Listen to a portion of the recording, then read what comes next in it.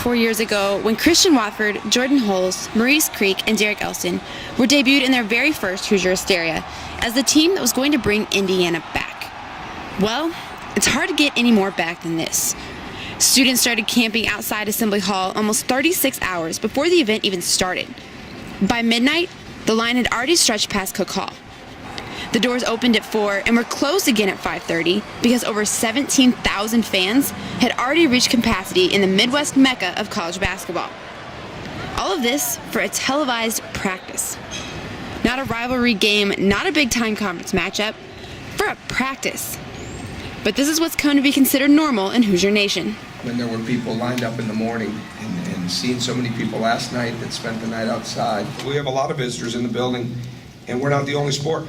And I think that's it's a big deal because when people get inside of this, and I'll just say when visitors get inside of this building, whether they've been here for the first time or they haven't been here very often, it is an incredible spectacle for them.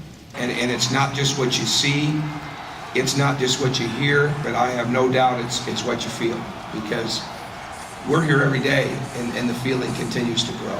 I mean, it just does. I mean, I've seen that video now because it was there for the beginning of it and how it was put together. I've probably seen it 5-6 times.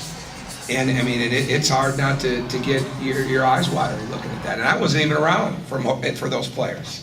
So there's something special about it, and I think people that come into this building, they feel that. I wasn't surprised at all. The fan base has always been huge for us. Maybe not to this extent, but I didn't see an empty seat in the house, so that was pretty special. And I thank the fans for coming out and supporting us that way. And we couldn't ask for anything better. Just coming out of the tunnel for my last time for Hoosier Hysteria, it's pretty crazy to see how fast 4 years has gone by. So that was pretty special for me. I think everyone appreciates where we've been, and I think it's rare when you find somebody that doesn't, that's followed this from long before we got here, but especially over this period of time since we've been here with everything that's gone on and what we all had to endure. So I think they're the same way. I don't think they take winning for granted. I think this is a payoff right now to have this kind of excitement, energy, passion for all that they have supported us with.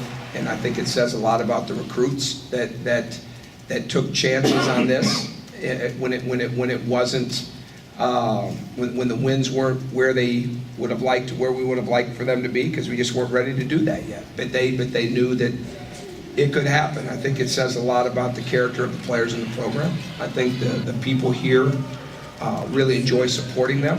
Those are the emails, the letters, the conversations that I receive and get from people that are really strong. And again, like I said out there, I think there's a lot of every program in sports is preaching some sort of family, and that's fine.